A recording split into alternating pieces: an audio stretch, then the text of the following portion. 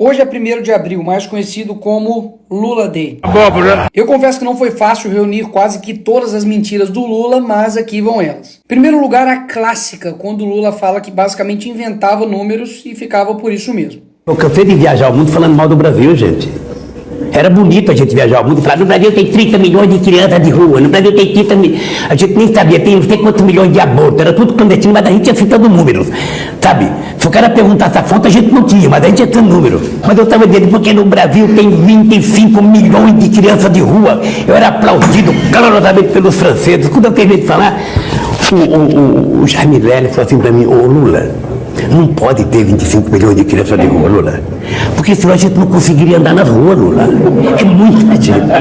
E dá para perceber que é uma prática meio comum do Lula inventar números. No Brasil tem 19 milhões de pessoas passando fome, 33 milhões de brasileiros vão dormir sem ter o que comer e 800 milhões de pessoas passando fome.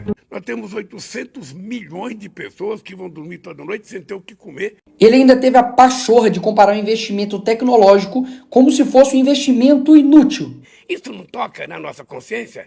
Quando o cara quer fazer um foguete para ir para o espaço passear, ver se tem um lugar melhor para ele morar, ele não se toca que poderia melhorar a qualidade de vida, melhorando a qualidade do alimento daquele, de emprego, da casa, da moradia? Não seria possível? Logo o cara que tem 7,4 milhões de patrimônio e que já gastou mais com o cartão corporativo do que Bolsonaro, Temer e Dilma. Isso sim para mim é hipocrisia. Falar mal do capital, mas ter esse patrimônio. E falar para melhorar a qualidade de vida das pessoas usando o dinheiro das pessoas com ele mesmo. Nós, seres humanos, humanistas, temos que ficar indignados com a desigualdade. E o que dizer então, Lula, das pessoas que gastam R$ 1 bilhão do pagador de impostos somente em um ano com viagens? E essa apelação para o sentimento das pessoas só para poder ganhar voto não é de agora. Se ao final do meu mandato, Se quando eu terminar esse mandato, todos os brasileiros tiverem a possibilidade de tomar café da manhã, cada brasileiro tiver tomando café, almoçar e jantar, tiver almoçando e tiver jantando, terei cumprido a missão da minha vida. terei cumprido a missão da minha vida. Mais de 20 anos separam os dois vídeos e basicamente a promessa não se cumpriu. Até mesmo que ele continua usando as mesmas técnicas lá do passado que deram certo. Comprar as pessoas pela lábia. E vamos voltar no final de semana a comer um churrasquinho e tomar uma cerveja. E eu digo todo dia, nós vamos voltar a comer picanha, sabe aquela parte com aquela gordurazinha passada na farinha, a gente mastigar aquilo, tomar uma cervejinha gelada? É tudo que o povo quer. E vamos voltar no final de semana a comer um churrasquinho e tomar uma cerveja. E depois teve a cara de pau de dizer que não era muito bem assim picanha, era um bife de soja. Na verdade, eu não estou prometendo churrasco, que eu estou dizendo que a gente vai voltar. Ah, você não vai fazer um churrascão no quintal, não? A gente vai voltar. A gente vai voltar a recuperar a economia desse país para que o povo possa, sabe, no final de semana, convocar a família e comer um bife de soja, um pastel de caju, qualquer coisa. No fim das contas, entregou a abóbora. Uma abóbora. E não satisfeito, ele deu essa justificativa aqui sobre pessoas passarem fome no Brasil. E se nesse país a gente produz alimento demais e tem gente com fome, significa que alguém está comendo mais do que deveria comer. E quem lembra quando ele disse que ele era contrário ter amigos no STF? Não é prudente, não é democrático um presidente da República querer ter os ministros da Suprema Corte como amigos. Você não indica o ministro da Suprema Corte para ele votar favorável a você ou te beneficiar. Os ministros da Suprema Corte têm que ter currículo. Não só pelo papel que ele teve na minha defesa, mas simplesmente porque eu acho que o Zanin se transformará num grande ministro da Suprema Corte desse país. E além do Zanin, indicou também outro amigo, Flávio Dino, para o STF. Sim, esse aqui é o Flávio Dino. Eles são amigos desde quando o Flávio Dino era mago. Isso era o que aconteceria se eu tivesse terminado essa frase, mas continuemos. Lembra que ele também disse isso? Vou fazer uma coisa para você, vou fazer um decreto, acabando com o seu sigilo de 100 anos. Para saber o que tanto você quer esconder por 100 anos.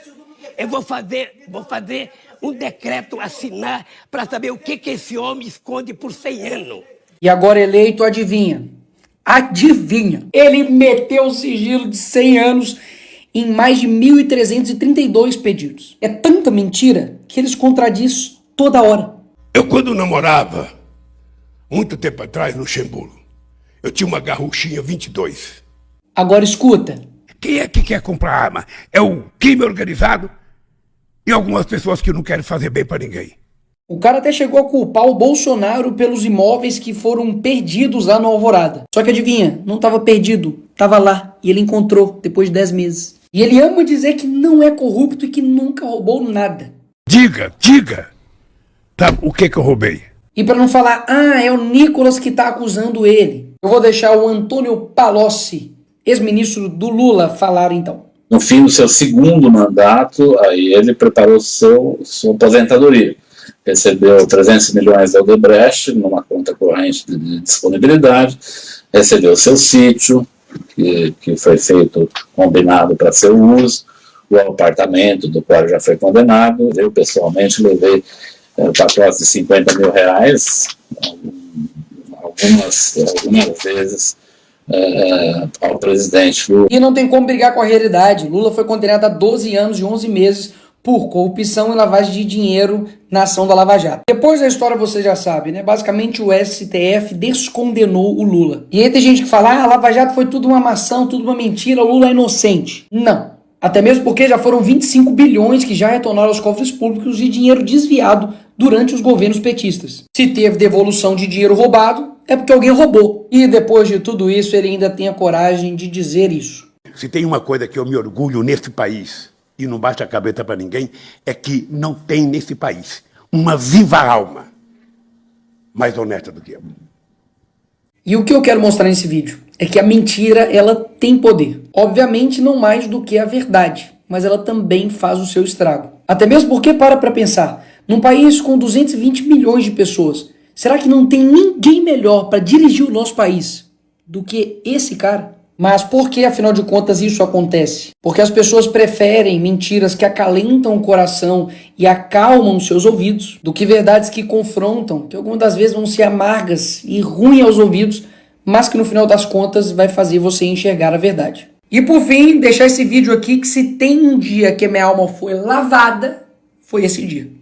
Mentiroso, ex-presidiário, traidor da pátria.